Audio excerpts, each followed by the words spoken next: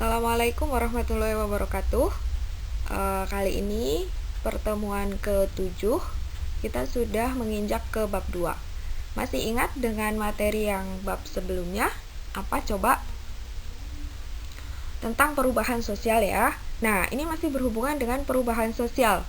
Perubahan sosial itu nanti bisa berhubungan dengan globalisasi. Nah, untuk yang pertemuan selanjutnya, yang bab 2 ini, kita membahas apa itu globalisasi dan perubahan komunitas lokal.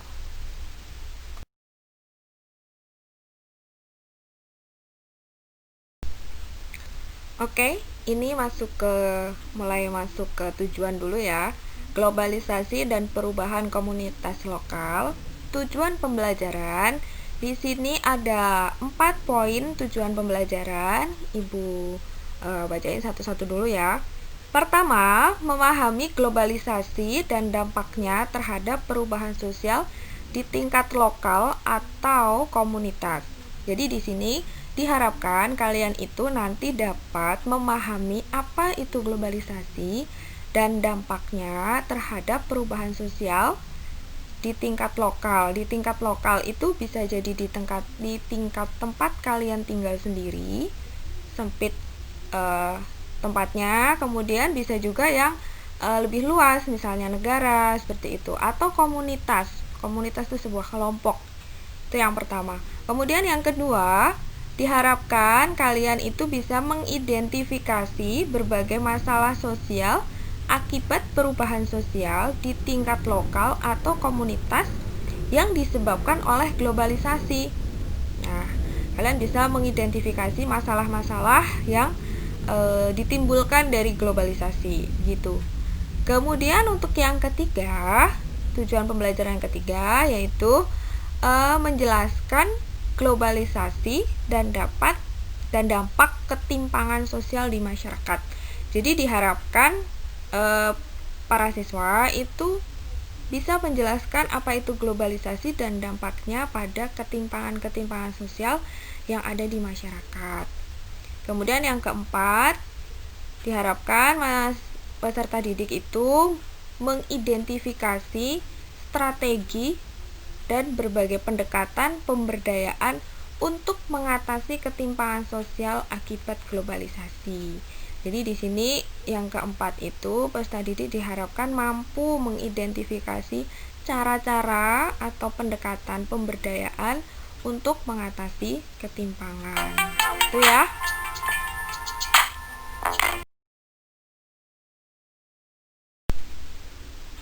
Selanjutnya kita masuk ke poin A, globalisasi dan dampaknya terhadap perubahan sosial di tingkat lokal atau komunitas. Nah, di sini kita dahului dulu dengan globalisasi, pengertiannya. Apa sih yang disebut dengan globalisasi itu? Globalisasi adalah sebuah ketergantungan antar masyarakat dunia dalam hal budaya, ekonomi, dan interaksi tanpa dihalangi oleh batas negara atau geografi. Itu secara singkatnya ya, seperti itu.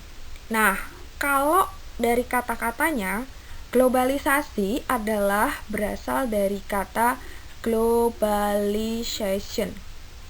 Global itu artinya dunia, sedangkan lisation artinya adalah proses. Jadi, secara bahasa, arti globalisasi adalah suatu proses yang mendunia. Tolong diingat ini, globalisasi adalah suatu proses yang mendunia, suatu proses yang membuat manusia itu saling terbuka dan bergantung satu sama lain tanpa batas waktu dan jarak. Nah, jadi globalisasi itu ibaratnya memperpendek jarak yang jauh, ya kan? Nah, di era globalisasi seperti sekarang ini yang didukung oleh perkembangan teknologi, alat transportasi dan ilmu pengetahuan seseorang di suatu wilayah dapat mengetahui segala jenis informasi yang tersebar di dunia luar dengan sangat cepat dan mudah. Bisa jadi globalisasi juga dimaknai sebagai dunia satu atap atau dunia tanpa batas. Jadi, batas-batas antar negara itu menjadi kabur. Misalnya begini, salah satu dari kalian mempunyai orang tua yang bekerja di luar negeri. Bisakah ngobrol sama mereka setiap saat? Bisa aja zaman sekarang karena sudah ada telepon. Bahkan bisa aja melihat wajahnya karena sudah ada video call. Seperti itu sudah disebut dengan globalisasi, yaitu mendunia. Itu secara singkatnya. Nah, globalisasi ini mempunyai dampak berbagai macam. Ada yang dampak positif, ada juga dampak yang negatif. Tergantung dari mana kita menyikapinya. Yang jelas, globalisasi itu berbeda dengan istilah global warming. Pemanasan global itu beda. Itu istilah dalam bidang geografi ya. Pemanasan global itu beda. Kalau globalisasi ini adalah proses mendunianya kebudayaan, kemudian teknologi, informasi gitu. Misalnya kalian yang suka menonton sepak bola luar negeri, ada Juventus, ada Arsenal, ada AC Milan, ada Inter Milan, ada Barcelona. Kalian menonton tidak harus datang ke sana. Cukup duduk manis di rumah, lihat video di handphone, lihat di TV, sudah bisa. Itu sudah disebut dengan globalisasi. Paham ya?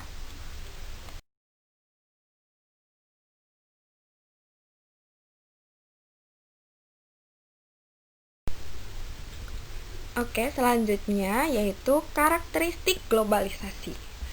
Kalau kita ngomongin karakteristik itu bisa kita bilang sebuah ciri-ciri. Ciri-ciri dari globalisasi. Apa saja sih ciri-ciri dari globalisasi itu? Apakah bisa dilihat nggak sih Bu di dalam masyarakat? Bisa. Nah, mari kita kupas satu persatu.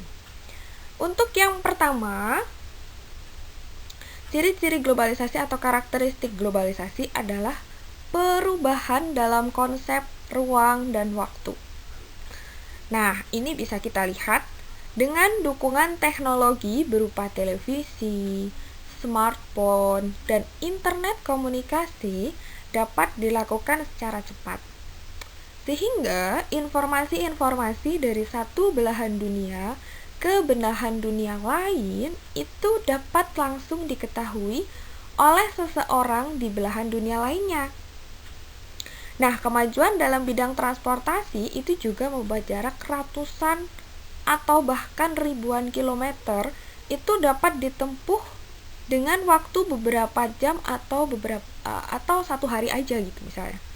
Contohnya kalian ingin terbang ke Amerika, terbang ke Arab. Tidak usah membutuhkan waktu yang lama karena sudah ada alat transportasi yang canggih seperti pesawat terbang. Nah, itu salah satu contohnya. Kalian yang rumahnya di posisi di Banten, bisa naik pesawat dari Tangerang menuju Surabaya. Misalnya ingin ke Surabaya. Itu cukup dalam waktu 2-3 jam saja sudah sampai. Seandainya kalian jalan kaki, wow, tidak bisa dibayangkan mau sampai hari apa. Apabila naik mobil, itu masih bisa sehari semalam. Tetapi jika naik pesawat terbang dengan penuh kecanggihan, itu bisa saja cuma 2-3 jam. Apalagi jika berhubungan menggunakan smartphone. Kalian bisa dilakukan kapan saja dan di mana saja. Itu merupakan ciri-ciri globalisasi yang ditandai dengan adanya perubahan konsep ruang dan waktu.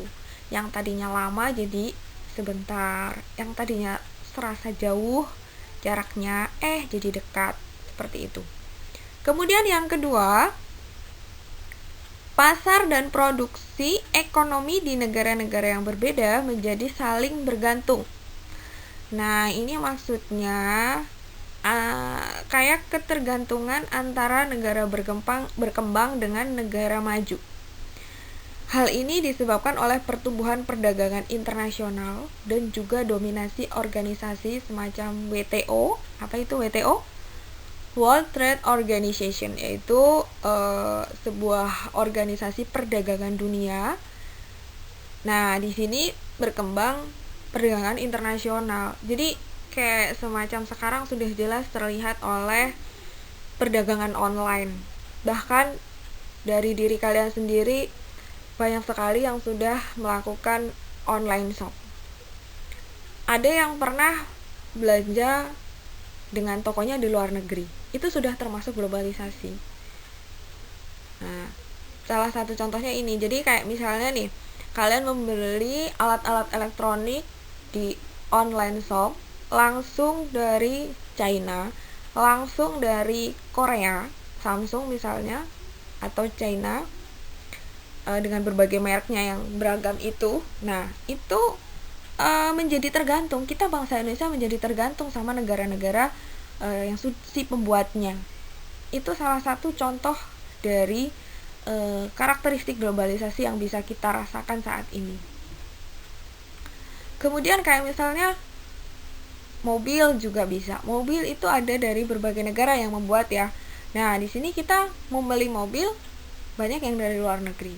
Itu salah satu contoh kita melihat sendiri apa yang kita pakai, apa yang kita lakukan yang ada di sekeliling kita. Yang paling mudah adalah pemakaian handphone. Karena handphone itu kita jarang memakai handphone merek Indonesia. Kebanyakan pasti merek luar. Ada Oppo, Vivo, Advance, apalagi Samsung, ada iPhone. Itu semuanya dari luar negeri. Nah, itu menunjukkan bahwa Indonesia itu bergantung dengan negara-negara yang lebih maju lainnya. Selanjutnya yaitu yang ketiga, peningkatan interaksi kultural melalui perkembangan media massa. Nah, media massa, Ibu contohin yang paling mudah adalah televisi saja ya. Melalui televisi dan media lain, manusia itu dapat mendapatkan pengetahuan baru dan lebih mengenal keanekaragaman yang ada di dunia luar. Kalian melihat televisi aja sudah tahu budaya Eropa. Misalnya, kalian lagi menonton sepak bola, oh ternyata sepak bola budaya luar negeri, sepak bolanya beda ya dengan kita. Nah, kemudian kalian menonton acara perayaan hari besar di luar negeri. Oh, ternyata perayaan di luar negeri berbeda ya. Nah, seperti itulah. Itu akan meningkatkan interaksi kultural melalui perkembangan media massa. Kalian dengan melihat televisi saja sudah tahu kebudayaan-kebudayaan yang ada di seluruh dunia. Kemudian yang keempat yaitu meningkatnya masalah bersama.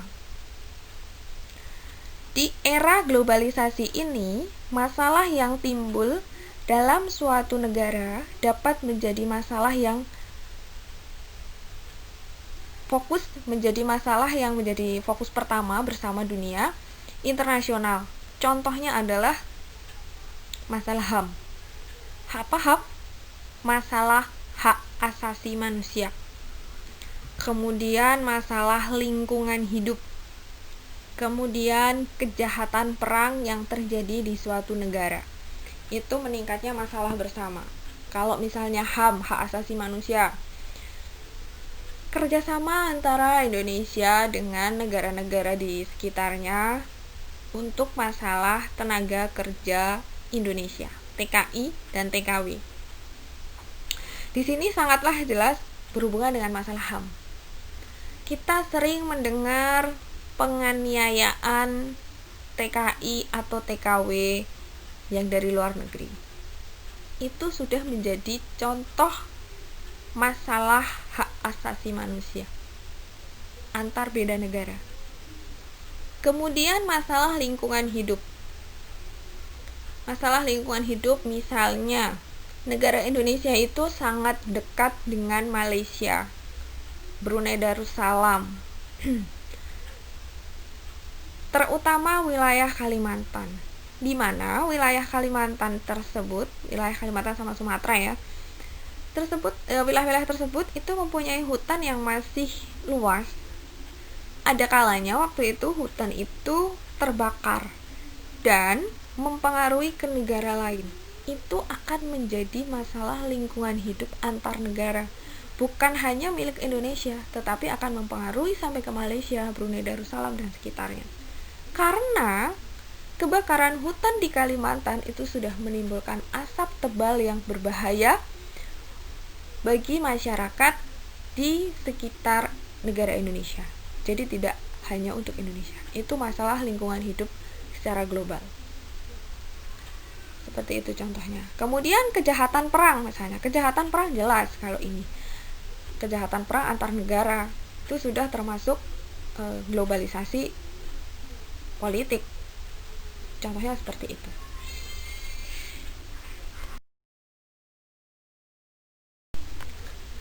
Selanjutnya yaitu proses globalisasi.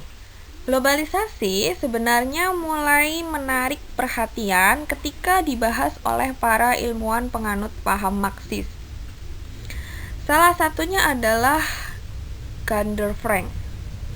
Ia mengemukakan bahwa gejala globalisasi adalah modernisasi, yaitu perkembangan yang bermula dari Eropa Barat dan menyebar ke seluruh penjuru dunia. Jadi proses globalisasi ini diawali dari gejala-gejala modern. Sudah Ibu kasih contoh tadi dengan adanya smartphone, kemajuan teknologi dan informasi, itu awal mulanya. Kemudian muncul perdagangan internasional. Nah, dari situ, dari Eropa Barat, kemudian menyebar ke seluruh dunia, termasuk Indonesia. Nah, jadi proses globalisasi itu diawali dari modernisasi dulu. Setelah modern, maka menjadi mengglobal. Itu secara berurutannya.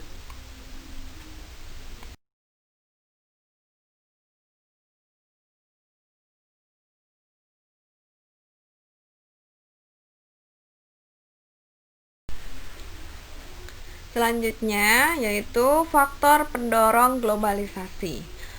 Faktor pendorong di sini sudah Ibu rangkumkan poin-poinnya saja, boleh kalian catat nanti intinya. Ada 3 poin utama yang nanti bisa dijabarkan. Untuk yang pertama adalah kemajuan ilmu. Kemajuan ilmu di sini bisa berkembang ke arah perkembangan teknologi dan informasi. Semakin tingginya ilmu pengetahuan, otomatis akan semakin tinggi pula teknologi dan informasi yang berkembang. Misalnya, pendidikan yang lebih maju, sumber daya manusia yang berkualitas tinggi. Nah, maka menyebabkan perkembangan ilmu pengetahuan dan teknologi yang semakin maju pula. Sehingga mendorong adanya globalisasi. Dari modernisasi dulu kemudian menjadi globalisasi. Kemudian semakin terbukanya sistem perekonomian negara-negara di dunia. Nah, kalau yang poin kedua ini, semakin terbukanya sistem perekonomian negara-negara di dunia, Ibu ibaratkan adalah banyaknya kerjasama internasional. Boleh kalian catat? Banyaknya kerjasama internasional. Kemudian ekonomi terbuka, itu pasti selalu berhubungan. Nah, globalisasi itu terjadi karena kerjasama internasional yang memudahkan terjadinya transaksi keuangan. Nanti berhubungan juga dengan mengglobalnya pasar uang yang selanjutnya. Nah, dari sini era globalisasi itu terjadi karena negara-negara di dunia mulai terbuka dalam bidang ekonomi, sehingga terjadilah perdagangan-perdagangan global yang menyebabkan berbagai macam produk saling bertukar dari satu tempat ke tempat lain. Misalnya, kalian membeli handphone merek Oppo langsung dari pabriknya di Cina misalnya, atau misalnya membeli Samsung langsung dari Korea. Nah, itu menunjukkan bahwa perdagangan internasional karena sudah perdagangan antar negara, ekonomi semakin terbuka. Dari produk-produk yang masuk itu tentunya juga mengandung budaya dan unsur dari negara lain yang mempengaruhi budaya di dalam negara sendiri. Kemudian yang terakhir, era globalisasi ini juga terdorong karena pasar uang, ya kan? Yang ketiga tuh, Yang ketiga itu adalah mengglobalnya pasar uang. Jadi pasar uang saat ini sudah sangat mendunia, yang menjadi transaksi keuangan dalam satu negara menjadi lebih besar. Pada intinya, semua penyebab terjadinya era globalisasi ini adalah kegiatan ekonomi antar negara. Jadi bisa menjalin kerjasama antar negara, kemudian mengakibatkan budaya-budaya baru masuk, kemudian pasar uangnya juga semakin mengglobal, barang-barang dari dunia pasar dunia ketiga dan kesatunya juga bisa bercampur. Pasar dunia ketiga ya kayak Indonesia ya. Kemudian kalau misalnya dunia pertama itu kayak misalnya yang si pembuatnya kayak Amerika, Cina, itu kan si pembuat atau si produksi yang memproduksi barang itu bisa didistribusikan ke berbagai negara lain. Seperti itu yang disebut dengan faktor pendorong globalisasi. Kita bisa melihat yang ada sekarang ini. Sudah banyak online shop yang berasal dari luar negeri. Itu jelas sekali menunjukkan globalisasi.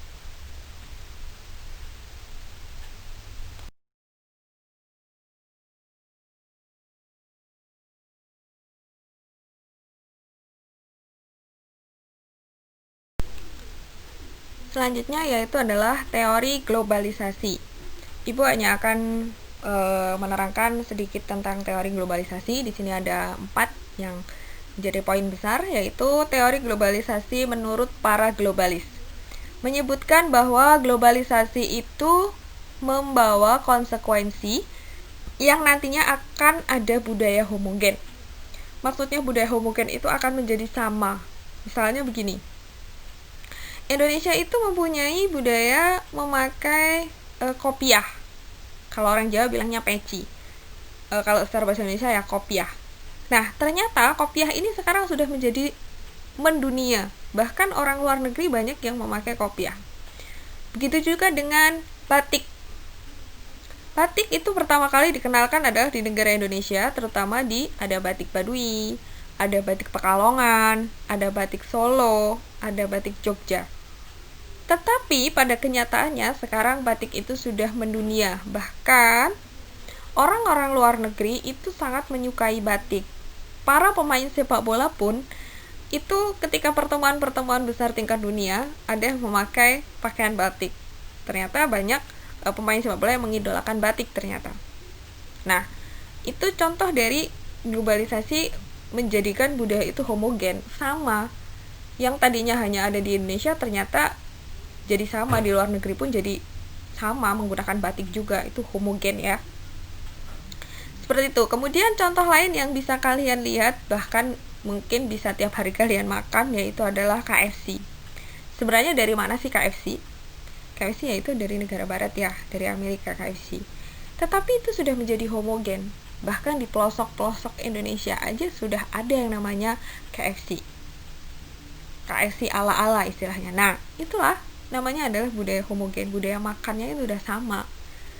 Itu teori menurut para globalis. Kemudian menurut tokoh Josh Ritzer bahwa globalisasi itu ditandai dengan perkembangan bidang komunikasi, telepon, televisi. Ini akan sangat jelas yang kita lihat, yang udah Ibu jelaskan juga tadi, menggunakan smartphone, televisi, kita bisa ibaratnya kita bisa melihat dunia luar hanya dengan memegang handphone, hanya dengan duduk manis di depan televisi. Itu menurut Josh Ritzer sudah merupakan globalisasi. Kemudian menurut Roland Robertson, globalisasi membuat dunia itu menjadi suatu tempat yang tunggal. Kalau ini ibaratnya yang tadi Ibu contohin, memperpendek jarak dan waktu. Nah, seolah-olah dunia itu menjadi hal yang tunggal, menjadi satu. Karena apa? Karena antara jarak dan waktu itu jadi singkat. Itu adalah Roland dan Robertson yang ngomong. Kemudian yang keempat yaitu adalah Thomas Mayer. Menurut si Thomas, masyarakat di berbagai negara itu menjadi makin mirip dalam hal pemerintahan dan kebijakan. Misalnya, kayak sekarang ini kebijakan dalam dunia pendidikan. Kita sedang ada pandemi. Ada pandemi COVID-19. Kebijakan dan kebijakan-kebijakan dalam dunia pendidikan di seluruh dunia hampir sama, yaitu menggunakan online karena tidak memungkinkan untuk tatap muka. Nah, mereka antara petinggi-petinggi pembuat kebijakan pendidikan ini saling berkoordinasi antar negara untuk membuat kebijakan. Menghindari bahaya pandemi COVID, maka membuat pembelajaran online seperti itu. Kita tidak sendiri di Indonesia ini mengalami pandemi seperti ini, tetapi di seluruh dunia, siswa-siswi di seluruh dunia itu merasakan hal yang sama, yaitu adalah belajar online.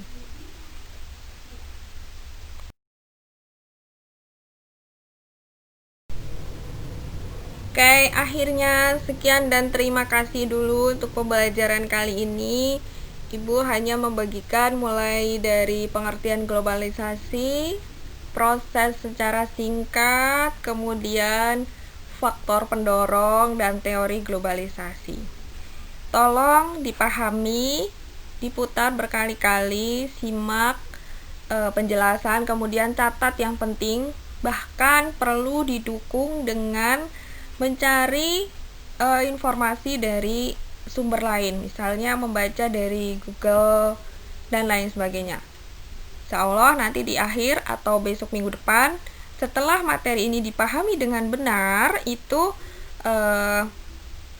Ibu akan mengirimkan sebuah tanggapan untuk mengukur sampai mana sih pengetahuan kalian tentang globalisasi. Seperti itu, karena globalisasi ini penting, tidak hanya untuk anak di bidang sosial, tetapi semua, maupun sosial maupun pengetahuan alam, itu semuanya harus tahu apa itu globalisasi. Akhirnya, terima kasih. Cukup sekian. Assalamualaikum warahmatullahi wabarakatuh.